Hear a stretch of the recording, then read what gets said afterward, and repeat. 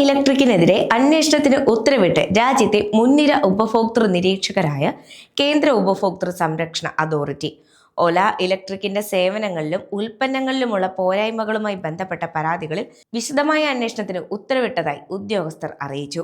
അന്വേഷണം നടത്തി റിപ്പോർട്ട് സമർപ്പിക്കാൻ bureau of Indian standards director ജനറലിനോട് ആവശ്യപ്പെട്ടിട്ടുണ്ട്. നവംബർ 6-നാണ് അന്വേഷണ ഉത്തരവ് പുറപ്പെടുവിച്ചത്. 15 ദിവസത്തിനകം റിപ്പോർട്ട് സമർപ്പിക്കാൻ BIS ഉദ്യോഗസ്ഥർക്ക് നിർദ്ദേശം നൽകിയതായും ഉദ്യോഗസ്ഥർ അറിയിച്ചു. ദേശീയ ഉപഭോക്തൃ ഹെൽപ്പ് ലൈനിൽ ലഭിച്ച പരാതികൾ വിശകലനം ചെയ്ത് CCPA നടപടി ആരംഭിച്ചിരുന്നു. ഇതിന് പിന്നാലെയാണ് അന്വേഷണത്തിന് നിർദ്ദേശം നൽകിയിരിക്കുന്നത്. 2023 സെപ്റ്റംബർ 1 മുതൽ 2024 ഓഗസ്റ്റ് 31 വരെയുള്ള കാലയളവിൽ ഓല ഇലക്ട്രിക്കിനെതിരെ 10,644 പരാതികൾ ലഭിച്ചതായി ഉദ്യോഗസ്ഥർ പറഞ്ഞു. പരാതികളിൽ നേരത്തെ CPA കമ്പനിക്ക് നോട്ടീസ് നൽകിയിരുന്നു. 99.1% പരാതികളും പരിഹരിച്ചതായി ഒക്ടോബർ 21-ന് നോട്ടീസിന് മറുപടിയായി കമ്പനി അറിയിച്ചു.